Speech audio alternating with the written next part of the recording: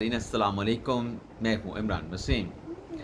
नाज़रीन, प्रोग्राम में एक तो आपको ये बताएंगे कि बानी तहरीक-ए-इंसाफ इमरान खान की रिहाई की क्या खबर है और अगले 36 से 48 घंटे क्यों अहम हैं। इसके अलावा नाज़रीन, दो सीनियर सहाफ़ियों के हवाले से एक अहम खबर है। दो सहाफ़ियों का घेरा तंग हुआ है, बल्कि फ़ैसला हो चुका है इस हवाले से। और लीगी रहनुमा का यू टर्न, मतलब तहरीक इंसाफ का यू टर्न तो सुनते थे, इमरान खान का यू टर्न भी सुनते थे, लेकिन अब लीगी रहनुमा ने भी यू टर्न लिया है और पाकिस्तान तहरीक इंसाफ का बयानिया कैसे पिट गया है। ये नाज़रीन चंद अहम खबरें हैं। इसके अलावा भी कुछ दीगर अहम खबरों की डिटेल प्रोग्राम में आपके साथ हम शेयर करने जा रहे हैं। लेकिन प्रोग्राम का आगाज़ करने से पहले चैनल सब्सक्रिप्शन की आप देखने वालों से दरख्वास्त करेंगे कि चैनल को सब्सक्राइब कर लें, बेल आइकॉन का बटन प्रेस करें और अगर आपको हमारी वीडियो पसंद आती है तो इसको लाइक भी करें और शेयर भी करें। तो नाज़रीन, प्रोग्राम का आगाज़ करेंगे अपने फॉर्मेट के मुताबिक और आपको बताएंगे कि आज इस्लामाबाद की अदालतों में कौन से अहम मुकदमात की समाअत होने जा रही है, उनका मुख्तसर सा कर्टन रेजर आपकी खिदमत में पेश करेंगे। एक तो नाज़रीन, तोशाखाना का मुकदमा है। साबिक सदर आसिफ अली जरदारी, साबिक वज़ीर आज़म यूसुफ रज़ा गिलानी और नवाज शरीफ के खिलाफ, उस पर आज अहम समाअत होने जा रही है। एहतसाब अदालत में नूरियाबाद मुबैना करप्शन केस की समाअत भी होगी, जिसमें सिंध के वज़ीर आला मुराद अली शाह अक्यूज़ हैं। तो इस केस के भी आज एहतसाब अदालत में समाअत होने जा रही है। इसके अलावा नाज़रीन, बानी PTI के खिलाफ 6 और बुशरा बीबी साहबा के खिलाफ 1 मुकदमे की भी आज इस्लामाबाद की सेशन अदालत में समाअत हो गई। इसमें भी देखते हैं कि आज क्या डेवलपमेंट होती है। पिछले समाअतों से तो ये होता चला आ रहा है कि इमरान खान की और बुशरा बीबी साहबा की जो ज़मानतें हैं वो एक्सटेंड हो रही हैं। तो आज क्या होता है, जो भी होगा नेक्स्ट व्लॉग में उसकी डिटेल आपके साथ हम शेयर करेंगे। इसके अलावा नाज़रीन, तहरीक इंसाफ के रहनुमा शोएब शाहीन की ज़मानत की दरख्वास्त भी आज इस्लामाबाद की सेशन अदालत में ज़ेर समाअत आएगी। इस्लामाबाद हाई कोर्ट की नाज़रीन अगर हम बात करें तो इस्लामाबाद हाई कोर्ट में जरताज गुल साहबा का नाम ECL से निकालने की दरख्वास्त के ऊपर इस्लामाबाद हाई कोर्ट का बेंच समाअत करेगा। इसके अलावा तहरीक इंसाफ की साबिका खातून रहनुमा शीरी मज़ारी साहबा की गुमशुदगी उबलीग अगवा के हवाले से अहम मुकदमा है, जिस पर जस्टिस मोहसिन अख्तर कियानी साहब जो हैं वो समाअत करेंगे। तो ये नाज़रीन चंद अहम मुकदमात हैं जिनकी आज इस्लामाबाद की मुख्तलिफ अदालतों में समाअत होगी। मखसूस नशिस्तों का जो मुकदमा है उसमें 1 दिन का ब्रेक आया है और अब जुमेरात के रोज़ जो है 11:30 बजे सुप्रीम कोर्ट का जो 13 रुकनी फुल कोर्ट है वो सुन्नी इत्तेहाद कौंसिल की अपीलों पर समाअत करेगा और इलेक्शन कमीशन के जो वकील हैं सिकंदर बशीर साहब वो अपने दलाइल देंगे और दलाइल का इख्तिताम फिर उसके बाद attorney general of Pakistan Mansoor Usman Awan साहब के दलाइल होंगे। अब आ जाते हैं नाज़रीन, जो थंबनेल पे मैंने जिन खबरों का जिक्र किया है कि 2 सहाफ़ियों का घेरा तंग और फैसला हो गया।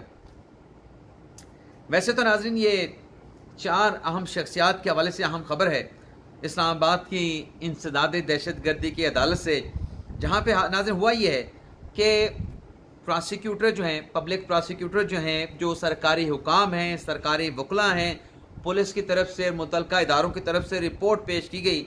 जो सीनियर सहाफ़ी हैं शोएब शाहीन कह दिया, शाहीन सबाई साहब और वजाहत सईद खान साहब, और इसके अलावा हैदर मेहंदी साहब हैं, यूट्यूबर हैं, सोशल मीडिया इन्फ्लुएंसर हैं, पाकिस्तान तहरीक इंसाफ को सपोर्ट करते हैं, पाकिस्तान तहरीक इंसाफ की बल्ले बल्ले करते हैं, इमरान खान साहब के डंके बजाते हैं।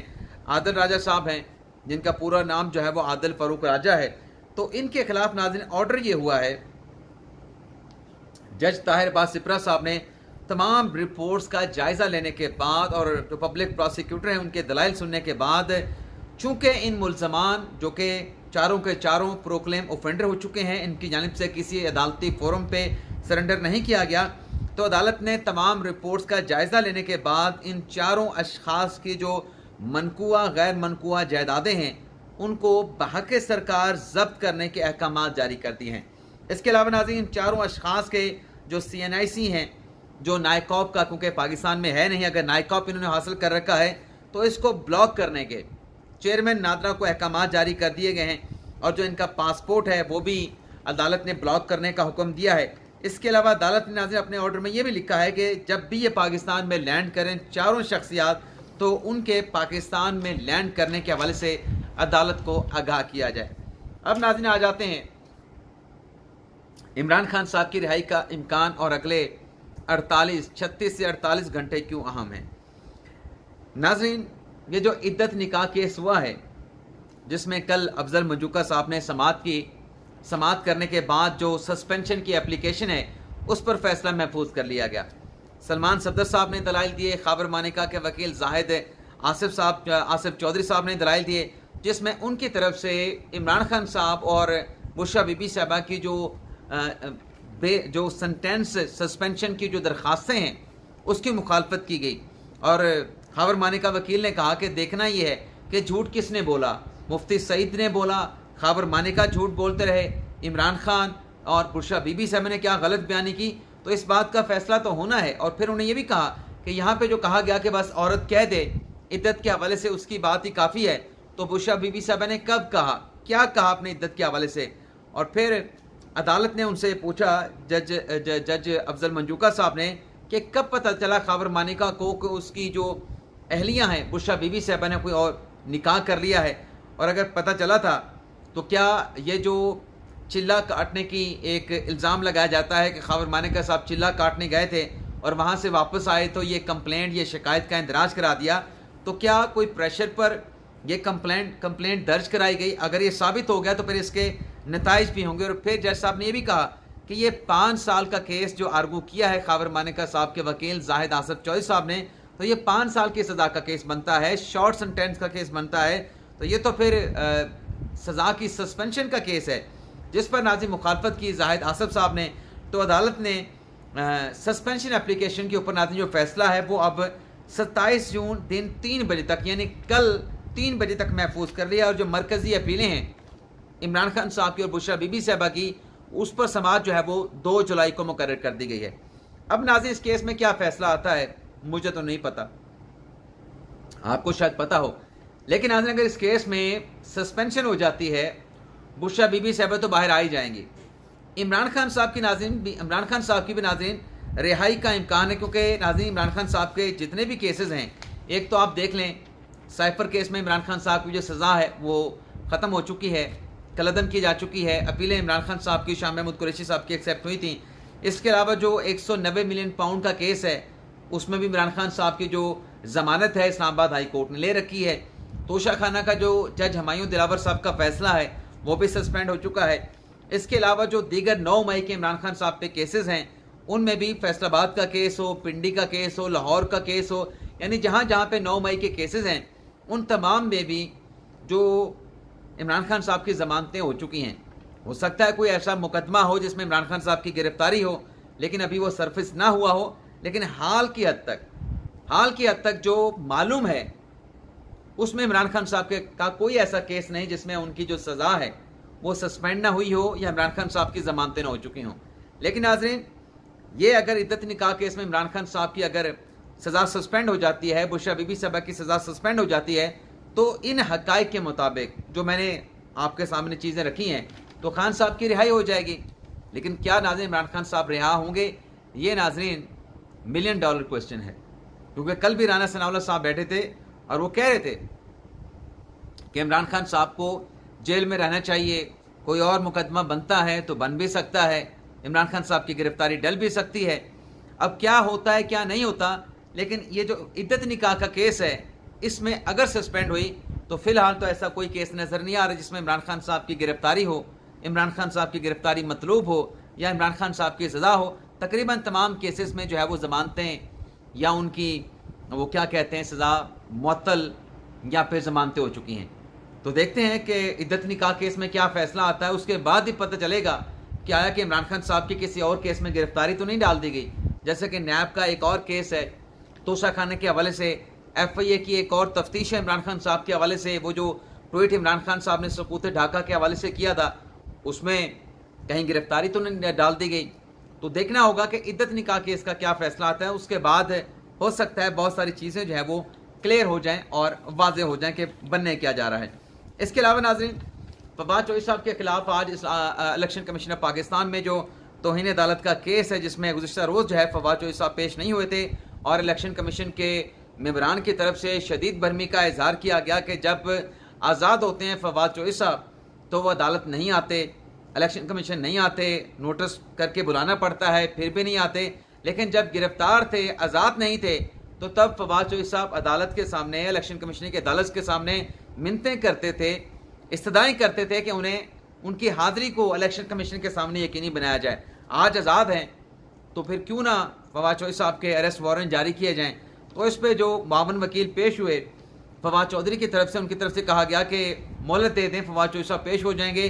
तो इस पर इलेक्शन कमीशन के बेंच ने कहा, निसार दुरानी साहब उसको हेड करते हैं, कि आज की तारीख तक, क्योंकि एक और मुकदमा भी है उसकी समाअत भी होनी है, तो फवाद चौधरी साहब आज पेश हो जाएं।